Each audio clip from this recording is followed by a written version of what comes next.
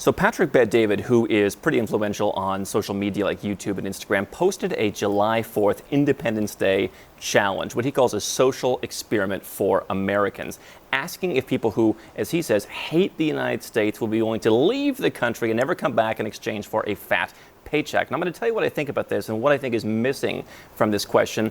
I'm Andrew Henderson, and here at Nomad Capitalist, we teach people my 5 magic words: go where you're treated best. And we help, as a business 7- and 8-figure entrepreneurs and investors, the evil 1%, find ways where they can move themselves, move their companies, move their investments offshore to reduce their taxes, to protect themselves with second citizenships, which is going to play into what exactly we're talking about with Patrick Bet-David, and just generally go where they're treated best. You can learn more at nomadcapitalist.com. Now, before we get into this idea of leaving the United States, I grew up in the United States. I spent the majority of my time outside of the United States starting about a decade ago, moved offshore full-time about 7 years ago, spent a mere smattering of days in the U.S. since then, gave up my U.S. citizenship in 2017. So I have personal experience with this, and I also help people who are going through the same thoughts and the same process. And so here was Patrick Bet-David's offer. The offer was hypothetical. Let's say the U.S. government were willing to cut a check for $250,000, $250,000 to anyone who was a United States citizen or a green card holder who hates America. Would you take that money? If you're one of the America haters, if you don't like the way the country is going, I'm not exactly sure, because I haven't seen all of his stuff, who exactly it is who hates America. Certainly it seems like a lot of different political sides accuse each other of hating the country. But he's saying, if you hate America, would you take a $250,000 payment in exchange for renouncing your citizenship, relinquishing your green card?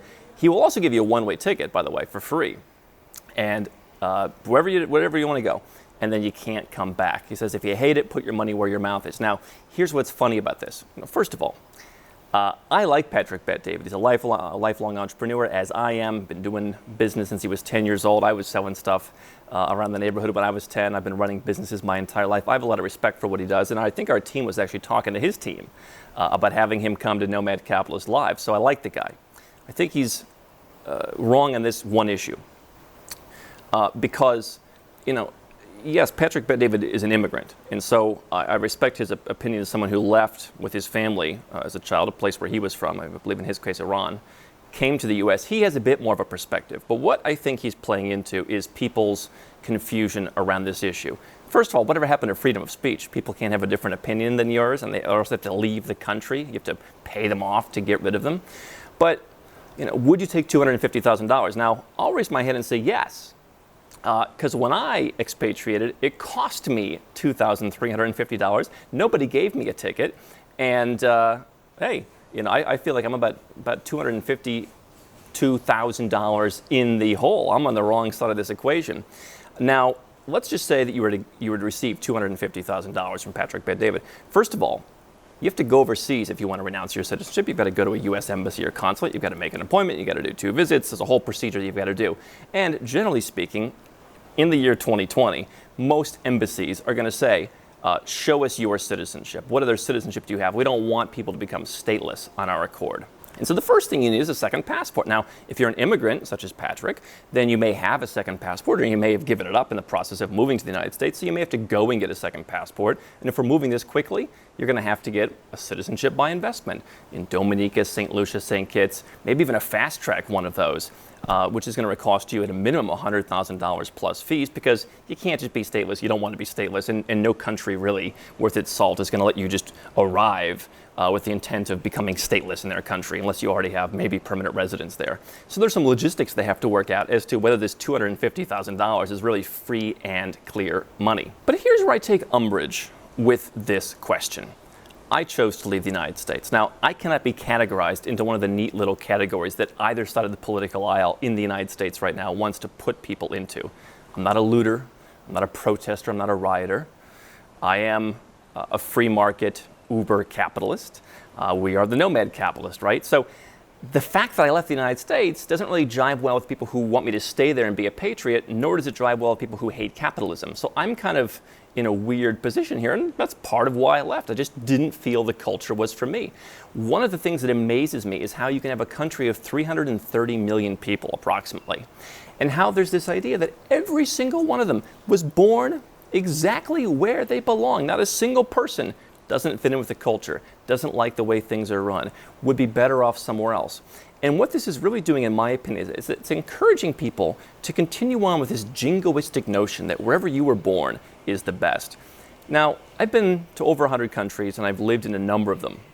Okay, this is not a passing interest for me, it's my life. I do not have a country to go back to anymore. I have, of course, multiple citizenships, but the country where I'm from, I cannot go back and live there. This is not an experiment for me where I'm just hanging out and doing the expat lifestyle until I get sick of it and then move back and get to real life. This is my real life. And so encouraging people to think that they were the luckiest ones on earth, when if you run the numbers, the United States, and really pretty much any country, is not number one in anything, let alone everything. We're basically encouraging people to have misguided notions that their banks are the safest in the world. Nope, not in the top 40. That their freedom, of things like freedom of the press, is the highest in the world. Nope, not even in the top 60 anymore. Freest economy in the world? Nope, barely in the top 20 anymore. So it's okay to love your country, and if you like the United States, whether you were born there or whether you're an immigrant, that's great. And go where you're treated best means, if that's really where you think you're treated best, if you think that you're as successful as a guy as Patrick Bet-David, making all the money that someone like that is making, and you believe giving half of it to the government in exchange for not really that much is a great value, and you're happy about that, then God bless you. I sincerely think that's what you should do. But what I'm here to do is to say, why is it we have to wave the flag as a defensive mechanism? In so many things in life, the more vocal someone is about something, the less true it is. How many of us know those guys who run around talking about how great they are and how many women they sleep with? It's actually not true. It's the guy who is quietly in the corner, not talking about anything, he never brags. He's the guy who's getting everything, right? Same thing in business. You see people, I'm doing so well. How many times do you see some of the wealthiest people in the world posing in front of Lamborghinis, right? And so, if you're so confident, just live there, just accept it, celebrate it, and people who don't like it get to leave. Now, of course, there are some people who replied to Patrick Bet-David who said, other countries have freedom, and I totally agree. They mentioned the UK, Sweden, Denmark, South Korea, Japan, many other countries. I happen to think we've talked about hard liberties versus soft liberties before. There are plenty of countries that may not have a well-written constitution as you have in the United States, which is increasingly not being followed, by the way. I don't know what the purpose of it is that the government just gets to toss it out. But they mentioned other countries, and I happen to agree. Some people came in and insulted where he's from, which isn't a nice thing to do. He's welcome to go wherever he wants. He responded to one commenter, how many of those countries have you lived in for 2+ years? Well, again, I can raise my hand. I've lived in a number of different countries for 2+ years, and I've adapted well. Another commenter said, people who were born in the U.S. and complaining about this country have no idea what it's like to be in a place that limits your liberties. They wouldn't last 1 year in the majority of countries in the world. Again, I'll raise my hand. Spent time in over 100 countries, a couple dozen of them that I've actually spent substantial time in. I'm doing just fine. And I've bet, personally, I have closed off the option of just being able to show up at the U.S. border and get in again. That's how seriously I take this. And I didn't have to get any money to do it. Other people said, you cannot run away from the problem. You have to fix the problem. Why? There's 330 million people in the country. You're going to fight against 330 million people? Let me tell you why I think go where you're treated best is so much better than stay and fight. To people who are responding to Patrick Bet-David and saying, you should stay and fix the problems. I started following politics when I was 11, 12 years old. That was 25 years ago. Do you know what I was hearing back then? We're fighting for the heart and soul of our nation. Most important election of our lifetime. You've got to stand up. And ever since then, those people who were saying that, the people who are waving the flag, it's only gotten worse for them. You're one person. There's not a silent majority. You're just one vote. Why stand around and fight? Why stand around and pick fights with people? Why stand around and be miserable and be angry at people around you when you can just go where you're treated best? Lots of people commented on it's the greatest country in the world. I'd like to ask those people how many countries they've actually been to. That's always great. And so again, the more countries you've been to, if you've been to 100 countries and you said, hey, the U.S. is the one for me, or wherever I'm from is the one for me, then I'm all about that. But I would like to take some of the commenters on Patrick Bet-David's post up who said they're going to start raising funds to pay off people who actually do this. So I would like to get first in line for my check. Because as I said, I'm out $2,350. I would like to get the $250,000 bounty. There were some guys who said they're raising the money and they're ready to go. So I'm putting myself out there right now, first in line, that I would like to make sure. I can send you my details. I have banks in the United States. I have banks overseas. You can send me the $250. I'll take it in any currency you want. If you want to convert it to, if you have euros, if you have pounds, whatever it is that you have, I am really ready and willing to accept the $250,000 bounty for getting out of your country. Now, this is not, by the way, I want to hear your comments on this below. I know we have some folks in the audience who have done the same thing I've done. Maybe you'd like to get in line for your payday, but leave a comment below. What do you think about this? Do you think I'm right? Do you think that I'm wrong? Leave your comment below. But here's what I'll tell you. For me, this is not about hating America. Now, again, maybe I'm not the person that they're exactly talking to. The person, the Nomad Capitalist audience is such a niche audience of people, the people who are willing to renounce because they want to run their business better somewhere else. But for me, the longer I'm away from the US, and now that the fact that I'm formally detached, I don't have to wear the badge of American. I don't have to show the passport at the border anymore. To the extent that I ever had a hatred or had an anger towards the country, certainly I grew up and saw a lot of weird things and just was never really comfortable there. But on top of all the fact that the U.S. is pretty draconian with their expats, but the more time I'm away, the less animosity I have. I feel cool. You know what? You guys do what you want to do. Now, I'm here to tell those of you who want to wave the flag, rah, rah, rah. I'm here to step in and say, hey, consider there are other options. But ultimately, it's up to you where you stay.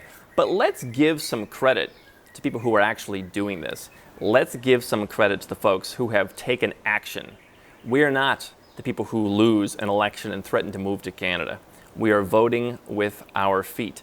That's the best way to vote, is to go where you're treated best. And so to point at people like myself and our audience and say that we hate the country, I think it's actually the opposite. We want to be away from the country. We want to be free because we realize, having been in the world, that no one country has a monopoly on freedom, and those that claim it are often those that are headed in the wrong direction. So leave a comment below. What are your thoughts on this? I would like to invite, I'll invite Patrick. Let's get together in Tbilisi, Georgia. Let's find some common ground where they have, I know he's a caviar fan. Let's meet and have the best caviar, and we can talk about this, and I think he's a great guy. On this particular issue, we disagree. I want to hear your comments, and I want those of you who are reading this to really give some thought to going where you're treated best. How can Nomad Capitalist help you? 4 ways. Number 1, subscribe to our channel and click the notification bell to make sure you get our new video every day. Number 2, get a copy of Nomad Capitalist, the book. You'll learn a lot of my personal experiences over a dozen years of studying this stuff, as well as exactly some of the strategies that you can use to build your Nomad Capitalist plan. Number 3, if you're not sure where to start, but you want to come and learn from my team and I, you want to come and mingle with like-minded people, learn more about our live conference, Nomad Capitalist Live. It's coming up soon. And number 4, if you want some help right now because you've got a burning issue, you need something solved, you want to lower your taxes, get a second passport, or build the Nomad Capitalist lifestyle of your dreams, go to nomadcapitalist.com and click on Become a Client.